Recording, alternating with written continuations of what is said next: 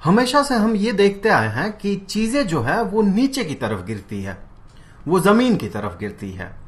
जैसे जब बारिश होती है तो पानी की बूंदें ये नीचे की तरफ गिरती है और यही सारे बूंदे एक साथ मिलके वो नदी में जाके समा जाता है और नदी नीचे की तरफ बहते हुए समुद्र में जाके मिल जाती है।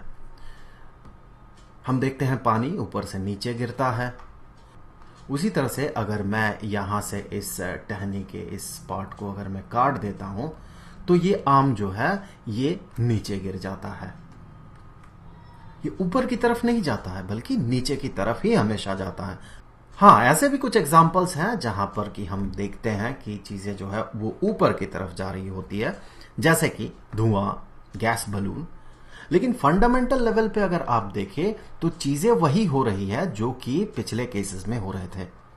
यहां पर क्या होता है कि इस स्मोक के केस में, इस धुआं के केस में होता यह है कि अगल बगल बहुत सारे मॉलिक्यूल्स है, गैसेस मॉलिक्यूल्स है, तो वो भी नीचे आना चाहता है और यहां पर जो भी मॉलिक्यूल्स है, इस धुआं के जो भी मॉलिक्यूल्स है वो भी नीचे आना चाहता है। तो सब नीचे आना चाहते हैं, पर ये जो है अगल बगल का जो गैसेस मॉलिक्यूल्स है वो ज्यादा भारी होने के कारण, या फिर कहे वो ज्यादा मैसिव होता है, तो ज्यादा मैसिव होने के कारण उसका जो टेंडेंसी होता है नीचे की तरफ आने का और इसका जो टेंडेंसी होता है नीचे की तरफ आने का, उसमें डिफरेंस होता है।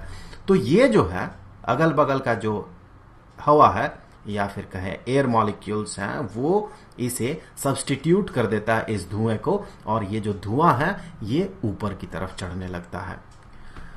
फंडामेंटल लेवल पे देखें तो वही बात है, ये सारे मॉलिक्यूल्स जो है वो नीचे की तरफ आना चाहते हैं।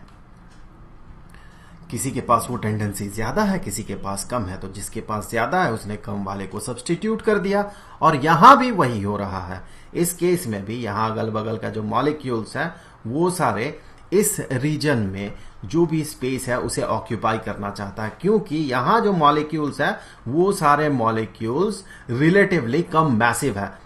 यहां इस बलून के अंदर जो गैस है उसका जो डेंसिटी होता है इस आसपास में, इस रीजन में, इसके चारों तरफ जो एयर है उसके डेंसिटी से कम होता है, इसीलिए ये जो गैस है अंदर का वो सब्स्टिट्यूटेड हो जाता है और वो ऊपर की तरफ चढ़ने लगता है। सो फंडामेंटल लेवल पे चीजें हमेशा नीचे की तरफ आने का कोशिश करते हैं। ऐसा क्यों होता है? ऐसा मास के एक बेसिक प्रॉपर्टी के कारण होता है। वो प्रॉपर्टी कुछ ऐसा है, चलिए दो मास कंसीडर कर लेते हैं, दो स्फेरिकल ऑब्जेक्ट्स। तो इनमें एक्ट करेगा एक फोर्स ऑफ अट्रैक्शन, इसे खींचेगा दूसरा वाला ऑब्जेक्ट और इस दूसरे वाले ऑब्जेक्ट को खींचेगा ये पहला वाला ऑब्जेक्ट। ये अट्रैक्टिव नेचर का फोर्स होता है।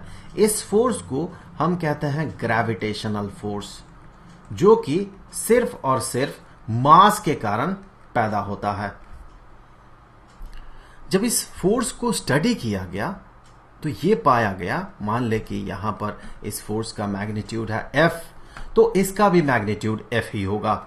ये ऑब्जेक्ट, पहला वाला ऑब्जेक्ट दूसरे वाले ऑब्जेक्ट को जिस मैग्नीट्यूड के फोर्स के साथ अट्रैक्ट करेगा, ये दूसरा वाला भी पहले वाले को उसी मैग्नीट्यूड के फोर्स के साथ अट्रैक्ट करेगा।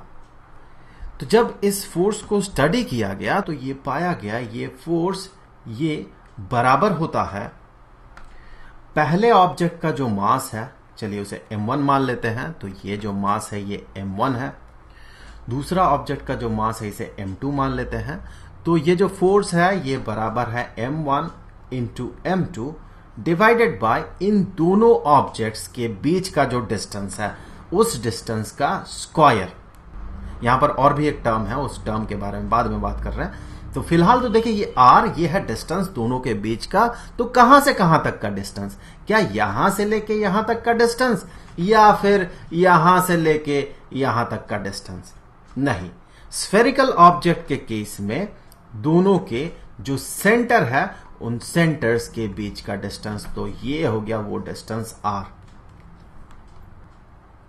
अब देखते हैं जो टर्म यहां पर मिसिंग था, वो टर्म था यहां एक कांस्टेंट जिसे कि ग्रेविटेशनल कांस्टेंट कहा जाता है और इसे हम g से डिनोट करते हैं। तो ये g क्या है? ये है ग्रेविटेशनल कांस्टेंट, ग्रेविटेशनल कांस्टेंट और इस कांस्टेंट का जो वैल्यू है ये है 6.674 इंटू 10⁻⁻11। ये तो इसका न्यूमेरिक वैल्यू है। अब इसका जो यूनिट होगा वो यूनिट लिख लेते हैं। ये सारा जो है ये एसआई सिस्टम में जब कंसीडर किया जाता है दोनों मासेस को और इस डिस्टेंस को, तब जाके ये कांस्टेंट बनता है। तो इसका जब यूनिट हम पता करेंगे तो यहां पर m1 का यूनिट किलोग्राम होगा, m2 का यूनिट किलोग्राम होगा और r का यूनिट मीटर होगा। तो उसी हिसाब से इसका जो यूनिट होगा वो भी फिक्स्ड होगा। तो यहां f का यूनिट क्या होगा? न्यूटन। तो आप अगर पता लगाएं तो आप ये पाएंगे कि इसका जो यूनिट होना है वो होना है न्यूटन मीटर स्क्वायर्ड पर किलोग्राम स्क्वायर्ड। तो ये हो गया इस ग्रेविटेशनल कांस्टेंट का वैल्यू। और इस लॉ को कहा जाता है लॉ ऑफ ग्रेविटेशन। सो ये है लॉ ऑफ ग्रेविटेशन।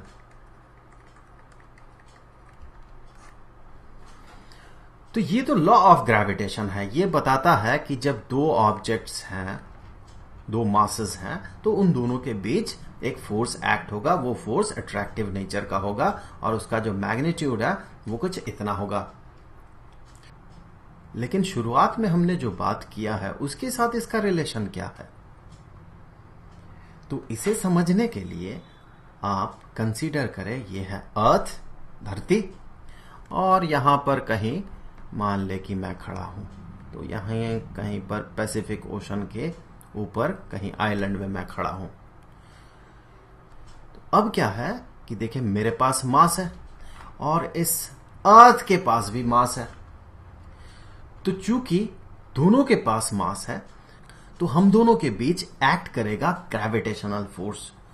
कैसे कि यहां अर्थ के सेंटर को कंसीडर करें और मेरे सेंटर ऑफ मास को कंसीडर करें, दोनों के बीच अट्रैक्टिव नेचर का फोर्स जो है वो एक्ट करेगा। तो चूंकि ये फोर्स जो है ये अट्रैक्टिव नेचर का है, तो अगर मैं कहीं ऊंचे बिल्डिंग में खड़ा रहता हूं और यहां से मैं छलांग लगा देता हूं तो मैं ऊपर की तरफ नहीं जाता हूं बल्कि मैं नीचे की तरफ गिरता हूं, क्योंकि ये ग्रेविटेशनल फोर्स जो है ये एक्ट करता है मेरे और धरती के बीच में। ये हर एक ऑब्जेक्ट पे एप्लीकेबल है कि उसके पास मास है हर एक ऑब्जेक्ट के पास, तो इसीलिए जो चीजें हैं वो नीचे की तरफ गिरते हैं। यहां पर मजेदार बात यह है कि अगर मान ले कि ये जो फोर्स मुझे जो धरती खींच रही है, फोर्स अगर इसका मैग्नीट्यूड F हुआ, तो जैसे कि थोड़ी देर पहले हमने बात किया था कि इस ऑब्जेक्ट को अगर ये ऑब्जेक्ट F फोर्स से खींचेगा तो इसे भी ये दूसरा वाला या पहला वाला जो है वो F फोर्स से ही खींचेगा। तो इन दोनों फोर्सेस का मैग्नीट्यूड होगा सेम। अब मेरा जो मास है वो 78 किलोग्राम है।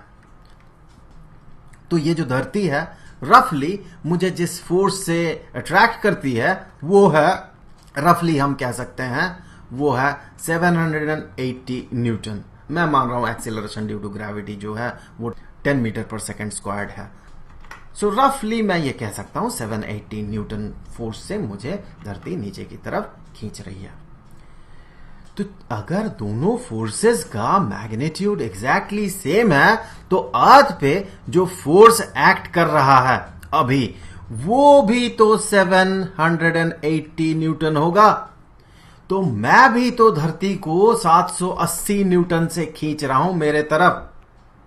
तो जब हम किसी जगह से कूद जाते हैं नीचे तो हम धरती की तरफ क्यों आगे बढ़ते हैं? हम एक्सीलरेटेड होते हैं धरती की तरफ।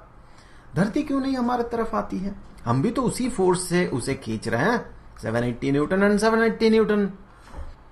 ऐसा इसलिए नहीं होता है क्योंकि फोर्स तो चलिए दोनों सेम है, लेकिन मास जो है धरती का, ये अगर कैपिटल M है और ये अगर स्मॉल m है मेरा मास, तो ये जो धरती का मास है ये बहुत बहुत बहुत ज्यादा होता है अगर कंपेयर किया जाए मेरे मास के साथ या किसी भी जो ऑर्डिनरी ऑब्जेक्ट्स है इस धरती पे उसके मास के साथ। और हमें पता है जो एक्सीलरेशन होता है, ये एक्सीलरेशन ये होता है उस पे एक्ट किया गया फोर्स डिवाइडेड बाय उस ऑब्जेक्ट का मास। ये जो ऑब्जेक्ट है, मान ले मैं जो नीचे गिरूंगा वो किस एक्सीलरेशन से गिरूंगा मैं, वो डिसाइडेड होगा इस फॉर्मूले से। मेरा एक्सीलरेशन इज इक्वल टू मुझ पे लगा हुआ फोर्स डिवाइडेड बाय मेरा मास। और ये अगर मेरा एक्सेलरेशन हुआ और ये अगर धरती का एक्सेलरेशन हुआ F डिवाइडेड बाय m, तो ये इतना बड़ा है कि ये जो वैल्यू आएगा एक्सेलरेशन ऑफ अर्थ, ये नेग्लिजिबली स्मॉल होगा, बहुत बहुत बहुत छोटा होगा ये। सो इसे हम डिटेक्ट ही नहीं कर सकते हैं, तो इसीलिए हम इसे कंसीडर भी नहीं करते हैं। तो ये तो था ग्रेविटेशन का फंडामेंटल्स। आगे के वीडियोस में हम तरह तरह की चीजों पे बात करेंगे ग्रेविटेशन से रिलेटेड, जैसे कि अगर धरती के अंदर हम जाते हैं तो ग्रेविटेशनल फोर्स का क्या होता है, या फिर एक्सेलरेशन ड्यू टू ग्रेविटी का क्या होता है। साथ ही साथ जब हम धरती से ऊपर की तरफ जाते हैं तो एक्सेलरेशन ड्यू टू ग्रेविटी का क्या होगा, और ग्रेविटेशनल पोटेंशियल एनर्जी क्या होता है। इस तरह के बातें हम करेंगे आगे के वीडियोस में। तो फिर मिलेंगे आपसे अगले वीडियो में, तब तक के लिए Goodbye.